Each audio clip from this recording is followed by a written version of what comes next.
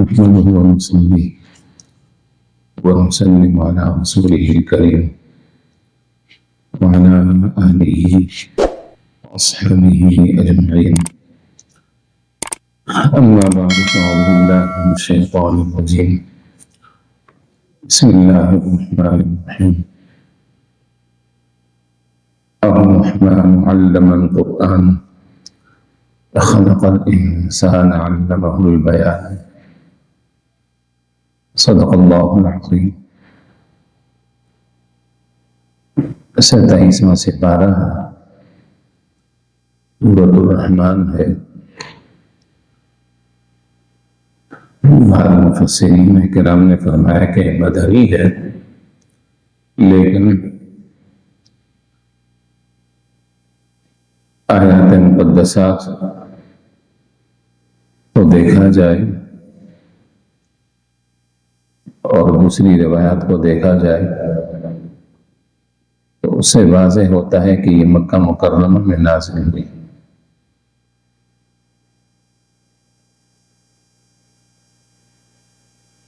صحابی ہیں، روایت کرتے ہیں کہ صحابہ کرام ایک دن آپس میں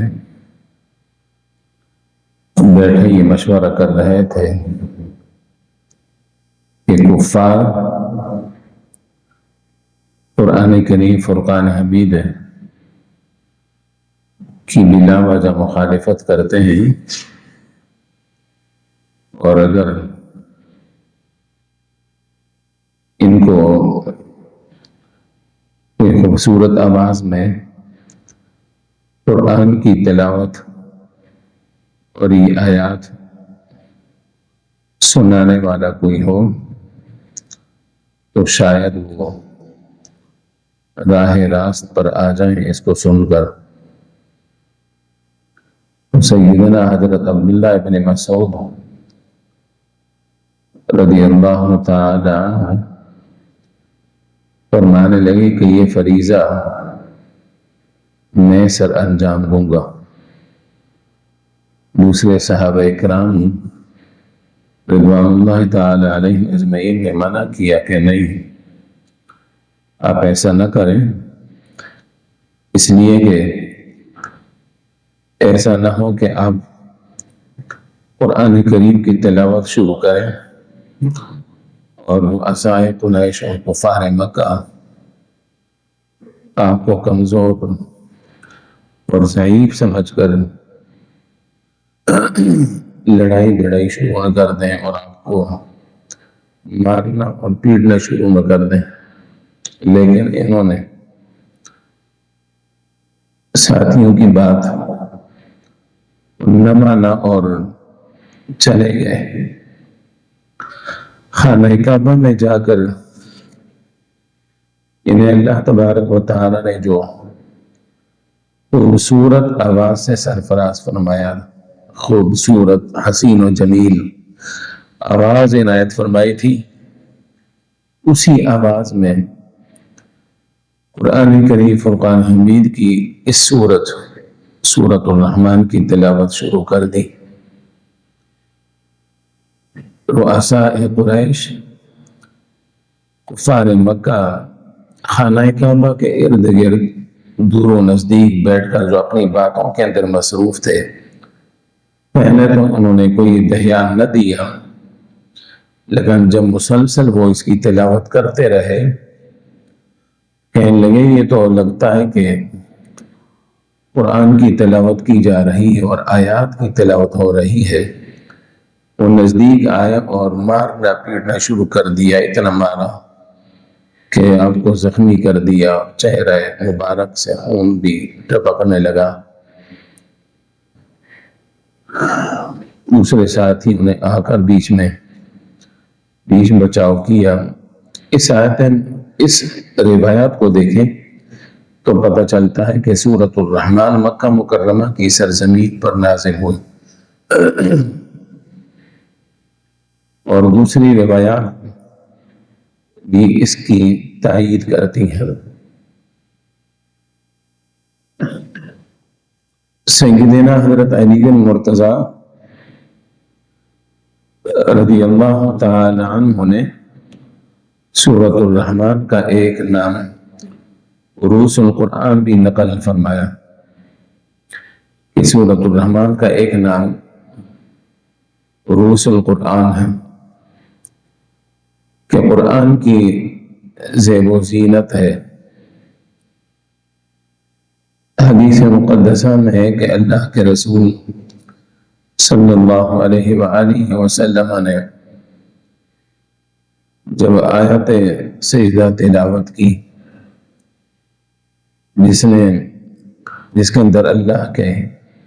ناموں میں سے صفاتی نام الرحمن کا ذکر تھا، قالوا وما الرحمن، تو وہ کہنے لگے کہ رحمان کیا ہے، ہم نے تو آج تک نہیں سنا۔ اللہ تبارک و تعالی نے یہ سورۃ مبارکہ نازل فرمائی اور ارشاد فرمائے کہ الرحمن نہایت مہربان اور نہایت لطف اور کرم کرنے والا، نرمی فرمانے والا، اپنی مخلوق کے ساتھ بہت زیادہ مہربانی کرنے والا وہ ہے جو الرحمن ہے، علم القرآن، جس نے قرآن سکھایا، خلق الانسان، انسانیت کی جان حضرت محمد صلی اللہ علیہ وآلہ وسلم کو پیدا فرمایا، علمہ البیان، اور ما کان اور ما یکون کا علم عطا فرمایا۔ الرحمن اللہ تبارک و تعالی کی وہ صفت ہے کہ اس کا اظہار، اس کی برکتوں اور رحمتوں کا اظہار اس کے ان بندوں پر بھی ہو رہا ہے جنہوں نے اس کو تسلیم کیا اور اس پر ایمان لائے اور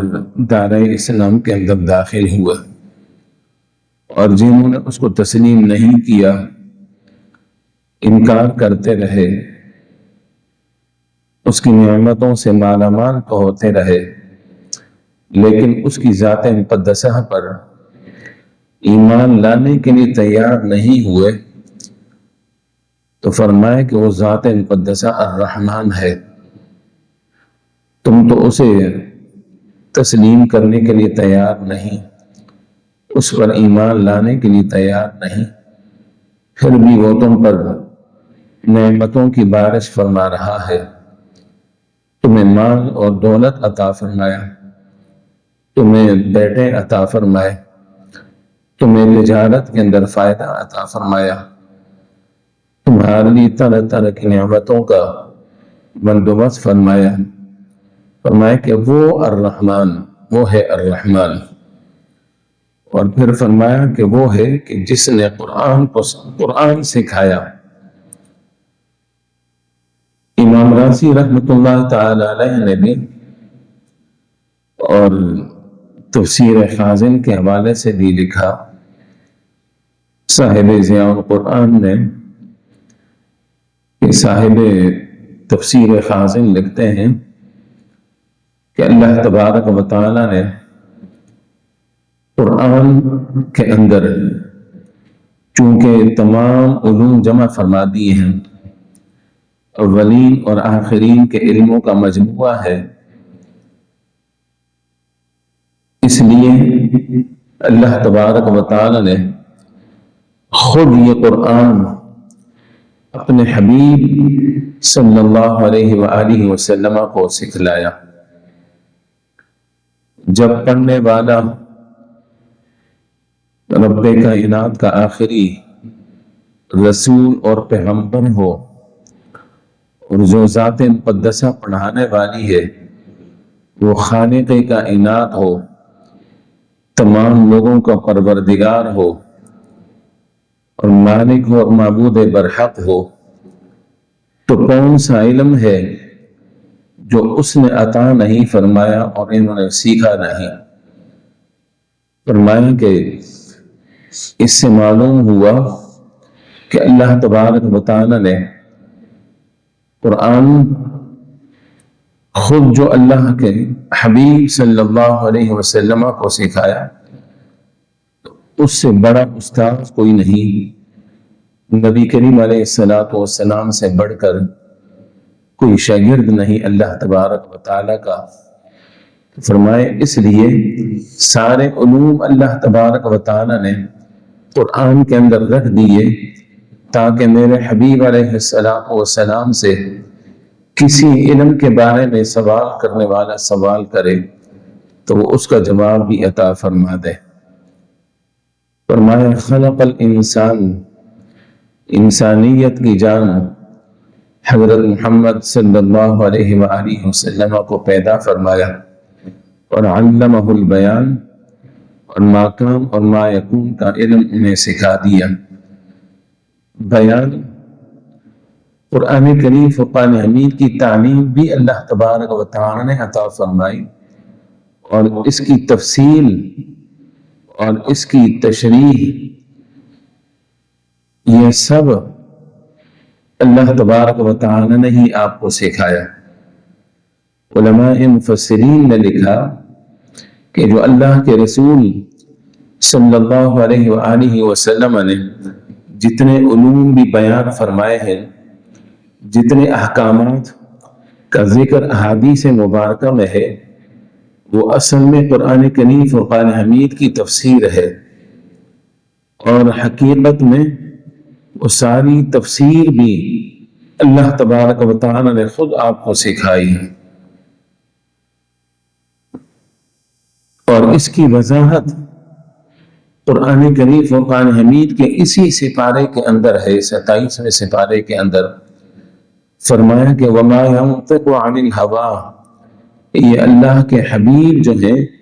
صلی اللہ علیہ وسلم، یہ تو کسی شے کا بھی بیان فرماتے ہیں تو اس کے اندر ان کی اپنی خواہش کا ذرہ بھر بھی عمل دخل نہیں ہوتا۔ وما ينطق عن الهوى، یہ کوئی بھی بات کرتے ہیں تو اپنی خواہش سے بات نہیں کرتے، بلکہ ان هو الا وحی یوحی، یہ تو وحی ہوتی ہے جو ان کی طرف کی جاتی ہے۔ فرمائے اس سے معلوم ہوا کہ جس طرح قرآن کریم فرقان حمید کا انکار کفر ہے، حدیث مبارکہ کا انکار بھی کفر ہے، اس لیے کہ حدیث کا علم حقیقت میں اللہ تبارک و تعالی نے ہی اپنے حبیب علیہ السلام کو عطا فرمایا، جو اپنی زبان مبارک، زبان رسالت اور زبان نبوت سے آپ نے اس کا اظہار فرمایا۔ اس لیے صاحبان ایمان کے لیے ہر وہ شخص جو دائرہ اسلام میں داخل ہو چکا ہو، اس کے لیے لازمی اور ضروری ہے کہ جس طرح قرآن کو اللہ تبارک و تعالی کی کتاب تسلیم کرتے ہوئے اس پر ایمان لانا اس کے لیے ضروری ہے، اسی طرح احادیث مبارکہ کو بھی ماننا اور قبول کرنا لازمی اور ضروری ہے۔ اور اگر کوئی شخص حدیث کا انکار کرتا ہے، گویا وہ انکار قرآن کا بھی مرتکب ہوا، اور جو قرآن کریم کا منکر ہوا دائرہ اسلام سے خارج ہوا۔ اللہ تبارک و تعالی جل جلالہ عم والہ ہمیں قرآن کریم فرقان حمید کو صحیح معنوں میں پڑھنے اور اس کی ادائیگی کا خیال رکھنے، سمجھنے، عمل کرنے اور قبول کرنے اور دوسروں تک پہنچانے کی بھی توفیق عطا فرمائے۔ آمین۔ وما علینا الا البلاغ المبین۔